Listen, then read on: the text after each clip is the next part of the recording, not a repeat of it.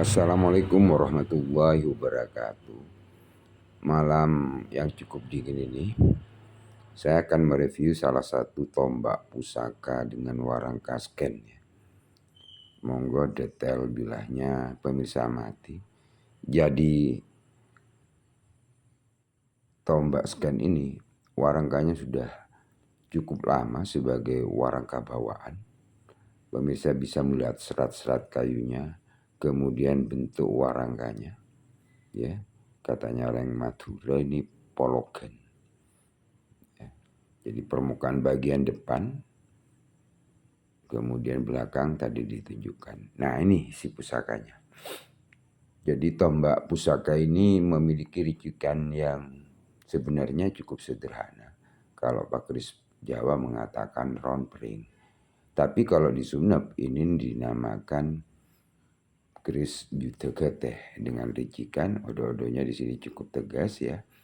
Kemudian bentuknya sisi kanan kirinya pemirsa bisa mengamati. Kemudian tempat lipatnya dan pamor. Jadi pada sisi yang kita shoot ini ya di shoot dengan perbesaran sekitar 3 kali semula. Di situ di tengah pas di odo-odo terdapat pamor biji timun sepanjang odo-odo atau geger sapi dari pusaka ini. Kemudian dan kanan kirinya dilindungi oleh pamor wengkon yang berlapis-lapis sampai terus ke pucuk. Bilah pusakanya cukup ramping, ya, padat dan memiliki panjang sekitar 26 cm.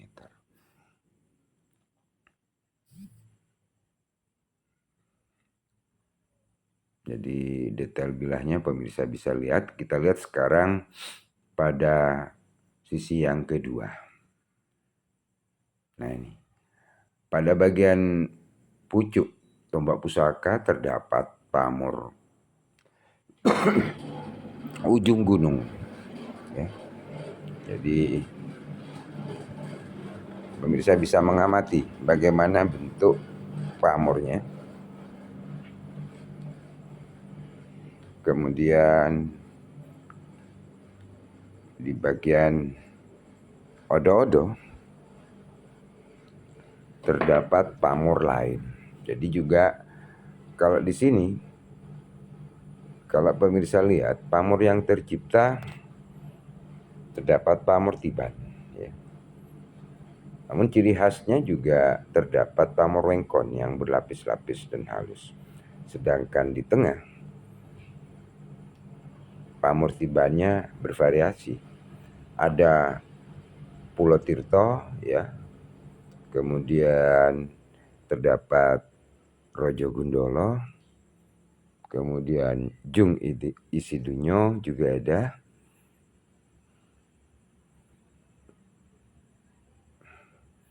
Jadi pada bagian yang dilindungi oleh pamor wengkon yang berlapis-lapis memang terdapat pamor-pamor lain. Ya. Sehingga kalau Pak Kris Jawa mengatakan jika pamor seperti ini ya dinamakan pamor wengkon isen. Nah ini semakin ke bagian sor-soran pemirsa bisa melihat.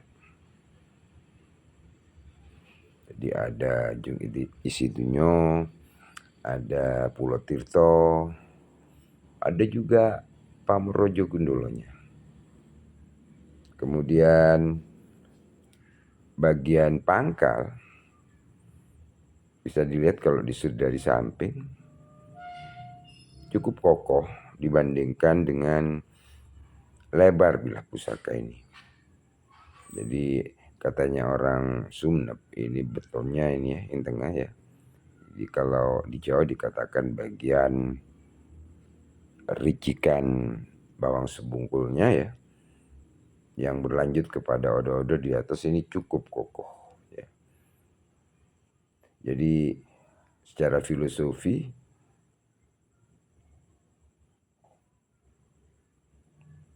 ya nih dilihat dari samping ada makna ketegasan, kekokohan yang diharapkan dimiliki oleh pemegang pusaka ini.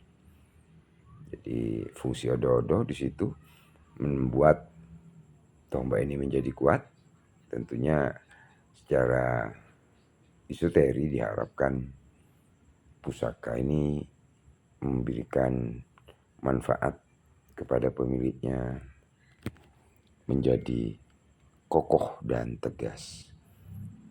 Arah tujuannya tetap satu ya.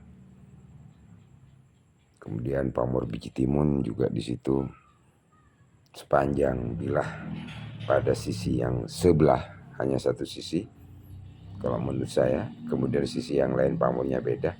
Jadi tombak pusaka ini memiliki pamor selewah kalau menurut saya. Ya. Kanan kiri bilahnya nggak sama.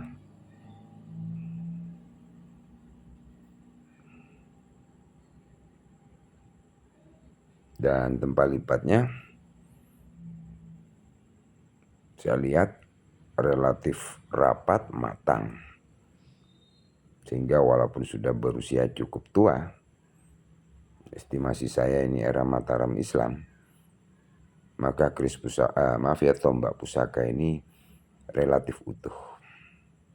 Kemudian bagian besi aji, ya, baik besi dan bajanya juga kelihatan.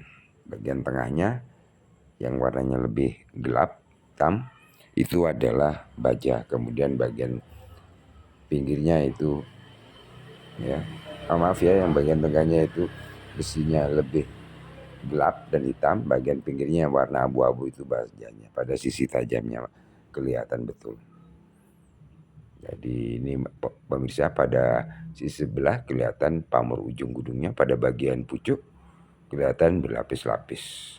Kemudian nyambung bagian pinggirannya itu membentuk wekon pada tombak pusaka ini. Sehingga saya mengamati bahwa tombak pusaka ini memang cukup lengkap tuahnya. Baik perlindungan, ya, kerejekian, keselamatan, dan karir dari yang diharapkan oleh pemilik pusaka ini. Sekian saja review mengenai tombak pusaka ini. Semoga para pencinta Tosan Aji dimanapun saja berada tetap sehat, tetap semangat melestarikan karya leluhur nenek moyang kita. Wassalamualaikum warahmatullahi wabarakatuh.